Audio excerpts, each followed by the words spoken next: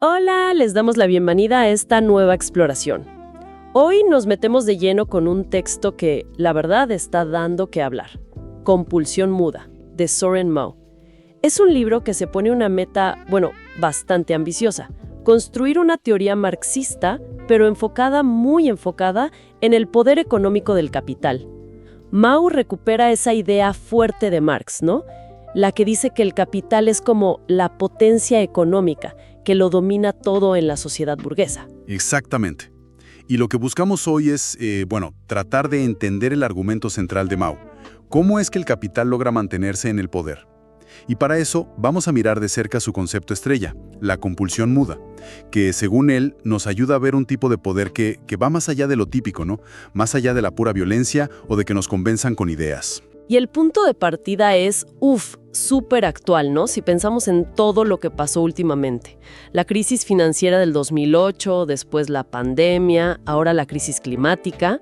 Uno pensaría, con todo esto, el sistema capitalista debería estar debilitado, ¿no? O hasta caerse. Pero no. Lo que parece es que sigue ahí, y a veces hasta más fuerte. Y eso hace que la pregunta de Mao sobre cómo funciona el poder del capital sea, súper relevante. Ok, vamos a desempacar esto. Claro, porque Mao arranca diciendo algo fundamental. Dice, ojo, la economía no es una cosa aparte técnica neutral, que es como muchas veces nos la quieren presentar, ¿viste? Sí, como si fueran números y nada más. Exacto. Para él, y siguiendo a Marx, la economía es un campo de poder, de dominación social, y argumenta que si nos tomamos en serio la crítica de la economía política, tenemos que repensar dos cosas. ¿Qué es economía y qué es poder? Hay que superar esa idea de que son dos mundos separados. O sea que el poder no está afuera de la economía, controlándola, sino que está adentro, en las propias relaciones económicas. Un poder que, como dice el título, a veces ni lo vemos o no lo reconocemos como poder. Tal cual. Mauresel, basándose mucho en Marx, dice que este poder económico es, en esencia, impersonal, abstracto. Se da a través de relaciones sociales que nos superan como individuos, ¿no? Relaciones, Marx las llamaba supraindividuales.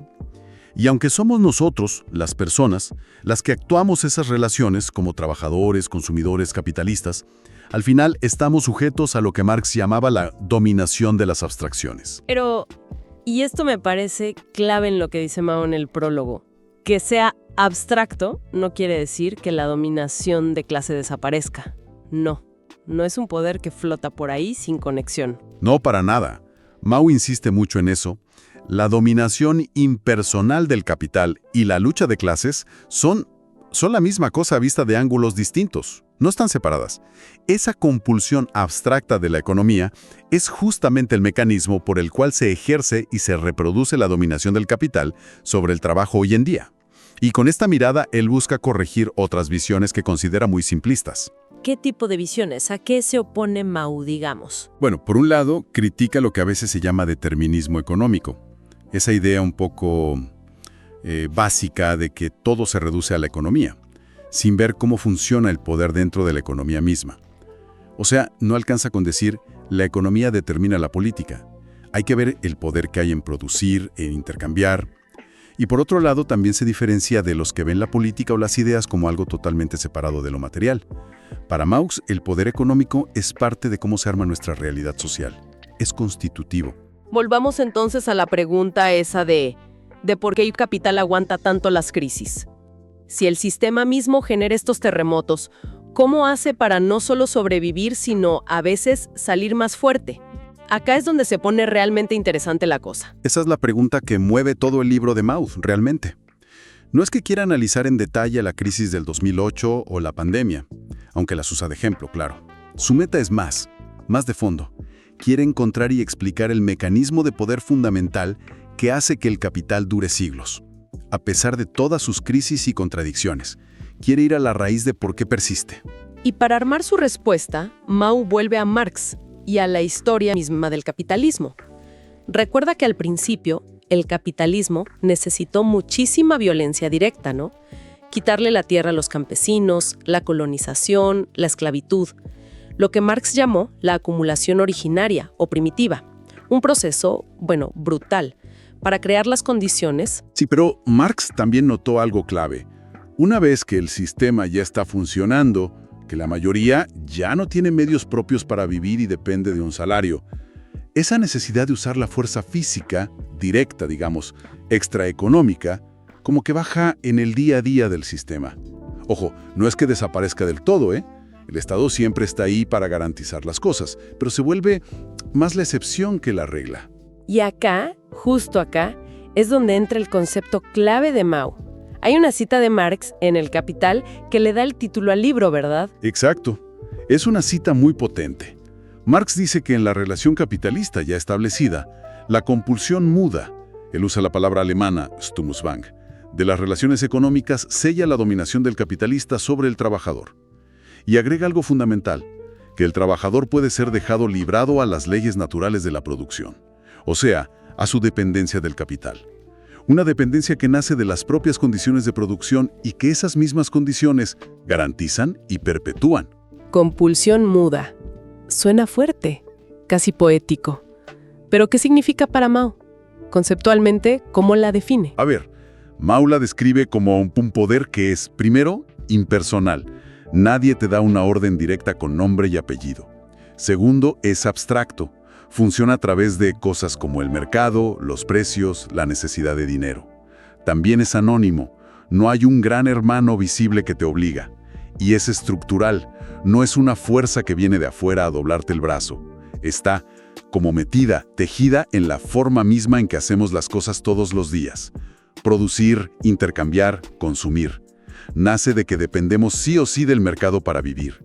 Y esa dependencia la crea y la recrea el mismo sistema capitalista, al separarnos de los medios para vivir por nuestra cuenta. O sea que la clave es que esta dependencia no la sentimos como que alguien nos la impone desde afuera, sino casi como que así son las cosas, ¿no? Como algo natural. Exactamente. Por eso es muda. No porque no se vean sus efectos, ¿eh? La pobreza, la desigualdad, el trabajo precario, eso se ve y mucho. Es muda porque no necesita gritar órdenes ni andar con un látigo todo el tiempo. Opera a través de la lógica de las relaciones económicas, que parece neutral, natural, la necesidad de buscar trabajo, de ganar plata, de comprar cosas. Se nos presenta como si fueran decisiones nuestras, libres. Pero en el fondo, estamos apretados por una estructura que nos deja muy pocas opciones reales para sobrevivir si no entramos en ese juego. El ejemplo típico es clarísimo, ¿no? Nadie te obliga con una pistola a levantarte a la mañana para ir a trabajar, ni te apunta para que compres comida en el súper. Pero la forma en que está organizada la sociedad, que unos pocos tienen los medios de producción y la mayoría no, crea una situación donde tenés que vender tu tiempo, tu fuerza de trabajo y participar en el mercado para poder vivir. La convulsión no es directa, tipo policía, pero funciona. ¿Y cómo funciona? Totalmente. Se arma una situación donde, para sobrevivir, tenés que seguir las reglas del juego del capital. Y esta sumisión se repite todos los días. No tanto por miedo a que te peguen ahora mismo, sino por la necesidad material que está metida en la estructura social. Es una forma de poder muy sutil, pero tremendamente efectiva. Y esto nos lleva a otro punto importante que Mao toca en la introducción. Cómo esta compulsión muda es diferente de otras formas de poder que siempre se estudian. Él habla del binomio violencia-ideología, ¿no? Un concepto que le toma prestado a Poulantzas, pero lo adapta. Sí, es un punto clave. Tradicionalmente, cuando se piensa en el poder, se piensa sobre todo en dos cosas.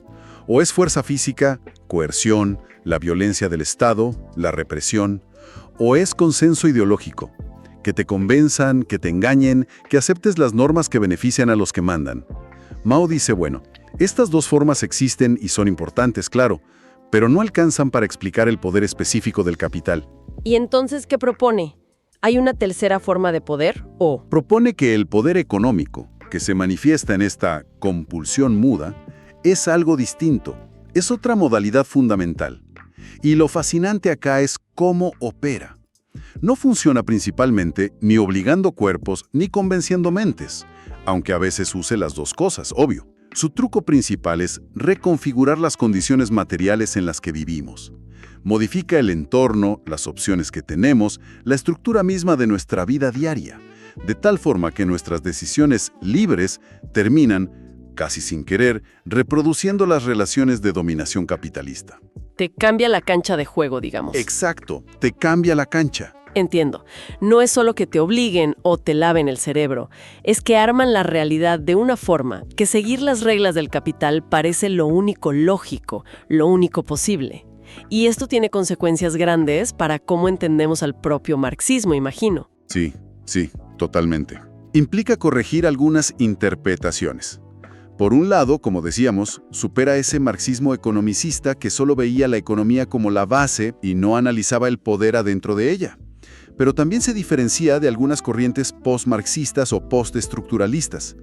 Mao discute bastante, por ejemplo, con Foucault, con Althusser, les reconoce cosas importantes que dijeron sobre el poder y la ideología, pero cree que a veces se olvidan de la especificidad del poder económico o dejan de lado la importancia central de las relaciones materiales de producción, como si se enfocaran más en el poder del discurso, de la disciplina, de las ideas y menos en la base económica.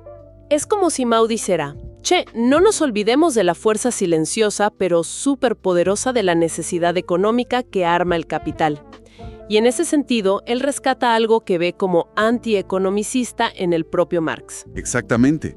Mao insiste en que la crítica de Marx a la economía política no era para hacer una teoría económica mejor, dentro de las mismas reglas. Era para desarmar todo el edificio de la economía burguesa. Marx quería mostrar las relaciones sociales de poder, de explotación, que se esconden atrás de palabras que suenan técnicas y neutrales, como mercancía, valor, dinero, mercado. Quería mostrar que eso no es natural ni eterno, sino histórico, social y que lleva adentro relaciones de dominación. Y la economía que defiende el sistema, según este análisis, se esfuerza mucho por esconder esa parte del poder, ¿no? ¿Cómo lo hace? Bueno, según Mao y la tradición crítica que él sigue, lo hace con dos jugadas principales. Primero, presenta la parte del mercado o del intercambio como si fuera toda la economía. Y deja en la sombra la parte de la producción, que es donde Marx ponía el foco, donde se crea el valor y se explota el trabajo. En el mercado, parece que todos somos libres, iguales, cambiamos cosas de igual valor, formalmente. Segundo, usa un modelo de individuo abstracto, uno aislado, súper racional, que solo busca maximizar su beneficio. Y entonces parece que el capitalismo surge naturalmente de la suma de esas decisiones individuales y libres. Se borra toda la historia de violencia inicial, la acumulación originaria y las estructuras de dependencia que hay por debajo. Es la idea esa de que para muchos economistas decir mercado libre es casi repetir lo mismo, ¿no? Dan por sentado que el mercado es libertad. Claro. Mientras que para Marx, y Mao lo sigue en esto, decir mercado libre en el capitalismo es, en el fondo, una contradicción. Porque esa libertad formal de comprar y vender esconde la falta de libertad real del que no tiene medios de producción propios. Su única libertad es venderle su fuerza de trabajo al capitalista para poder comer. Si conectamos todo esto, bueno, la conclusión es fuerte. Las relaciones económicas capitalistas no son algo neutro. Donde después viene el poder, son relaciones de poder en sí mismas. La economía capitalista es un sistema de dominación social, y su lógica principal es acumular capital, y lo hace a través de esta compulsión muda impersonal. Entonces, a ver si resumo bien lo que exploramos hoy del prólogo y la introducción de Compulsión Muda. Soren Mao nos dice que para entender por qué el capitalismo sigue y sigue, sobre todo en medio de las crisis, no alcanza con mirar la fuerza del Estado o si la ideología funciona bien. Necesitamos una teoría específica del poder económico del capital. Y la forma clave de ese poder es la compulsión muda. Una dominación que no tiene nombre, que es estructural, anónima, que está metida en cómo organizamos nuestra vida material. Y que nos empuja de forma sutil pero constante a reproducir el sistema incluso cuando parece que va en contra de lo que necesitamos o queremos como sociedad. Exacto. Y una vez que Mao establece por qué necesitamos esta teoría del poder económico, por qué es tan importante entender esta compulsión muda, bueno, ahí dedica la primera parte grande del libro a poner los cimientos conceptuales, a construirla bien de forma rigurosa. ¿Y qué tipo de discusiones podemos esperar en esa primera parte? ¿Qué conceptos va a trabajar Mao? Bueno, ahí se mete en un terreno más denso pero clave. Por ejemplo, se pone a mirar con lupa el concepto mismo de poder. Revisa distintas tradiciones filosóficas, sociológicas, Le presta atención a diferencias importantes que hay, por ejemplo, en alemán, entre palabras como Macht, que es como el poder en general de imponer tu voluntad. Herrschaft, que sería una dominación más establecida, quizás vista como legítima. Y Gewalt, que es la violencia, la fuerza física. Quiere definir bien qué entiende él por poder cuando analiza el capital. Ah, qué interesante esa diferencia de palabras. Supongo que ayuda a aclarar de qué poder hablamos con la compulsión muda. Claro, seguro. Además, Mao se pone a dialogar de forma muy directa y crítica con Michel Foucault. Le reconoce lo importante que fue Foucault para pensar el poder de otra manera, ¿no? Más allá del Estado nomás. Un poder más difuso que produce cosas. Pero también le marca lo que él ve como límites en Foucault para entender bien el poder económico del capital y cómo se anclan las relaciones de producción. Dice que la mirada de Marx sigue siendo fundamental ahí. Entiendo. Un diálogo crítico, pero necesario para posicionarse. Y sobre el capital mismo, ¿también lo redefine? También lo trabaja a fondo. Insiste en que no pensemos el capital solo como cosas, plata, máquinas, fábricas, sino como una lógica social, como una relación social específica muy dinámica, estructural. Analiza cómo esa lógica nace de lo que hacemos todos los días, pero a la vez como que cobra vida propia, nos supera y nos domina. Eso me suena a un debate clásico en el marxismo. El capital es como un sujeto de la historia. Justamente, Mao entra en ese debate. Discute esas ideas, a veces con influencia de Hegel, que ven al capital casi como un sujeto automático que se valoriza solo y maneja la historia. Mira los argumentos a favor y en contra. Trata de ver bien en qué sentido podemos decir que el capital actúa como una fuerza social con dinámica propia, como una especie de propiedad emergente del sistema. O sea, cómo se apoya en millones de acciones individuales, pero desarrolla una lógica colectiva que nadie controla del todo y que nos lleva puestos a todos. Parece que en la próxima exploración vamos a ver cómo Mao empieza a poner los ladrillos, redefiniendo el poder, discutiendo con otros pensadores clave y sobre todo mostrando al capital no como algo muerto, sino como una fuerza social viva, emergente, que arma y domina nuestra vida de formas muy profundas y que a veces ni notamos. La verdad, deja con ganas de seguir leyendo. Definitivamente. Sienta las bases para después analizar mucho más en detalle cómo funciona esa compulsión en distintas áreas de la vida, que seguro lo hará en las otras partes del libro. Muchísimas gracias por acompañarnos en esta primera zambullida en las ideas de Søren Mao. Esperamos que les haya resultado interesante y que les sirva para pensar. ¡Hasta la próxima!